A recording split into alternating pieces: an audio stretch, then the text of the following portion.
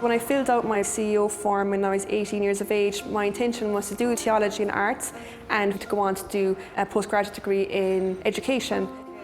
But during my time in Maynooth, because I was so exposed to different areas of theology, my thinking began to change. I decided to do a postgraduate degree in moral theology, and I continued to explore the whole idea of entering chaplaincy from that. My name is Julianna Crowley. I'm a healthcare chaplain here at Cork University Hospital and Cork University Maternity Hospital. I'm a graduate of St. Patrick's College, Maynooth.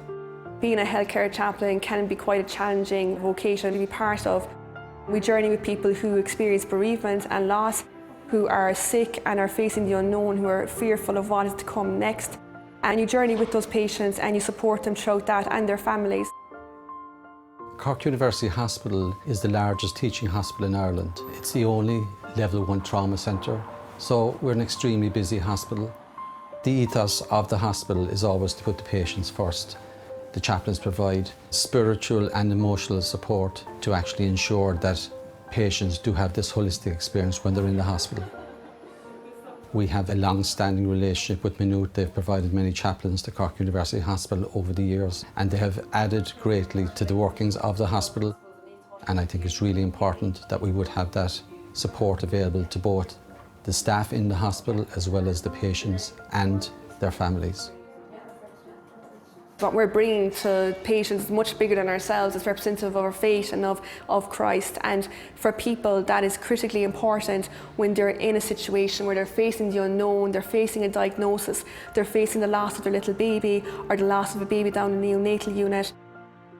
What shines through is our faith. Our faith instills in us a sense of hope that one day your little one will be with you again. And for couples, when they look for that sense of hope, there's no other discipline that can do that. So this is Clodagh, and Clodagh was born on the 7th of October last year. And she was born at 31 weeks, and she was our second. Our first was David, and unfortunately he was stillborn at 23 weeks in January 2018. We just went for a routine scan and we were just told that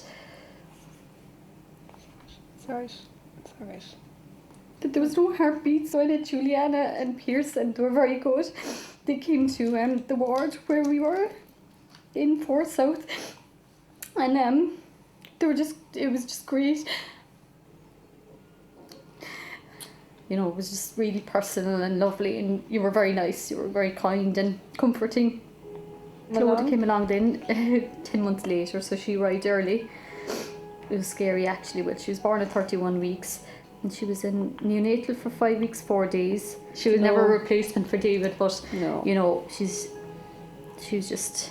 David's still part of the story. Oh yeah. He's always going to be your first little baby, and yeah, you know. Yeah. The support was just amazing. Like, I honestly think my journey of grief would be so different if I didn't have help, you know, because I come in here regularly with Clodagh for her checkups or whatever, and I'd pop in here for a cup of tea maybe beforehand or after for 10-15 minutes, and then I go down to the prayer room where we had David down there. We had David's little coffin down there before we left with him.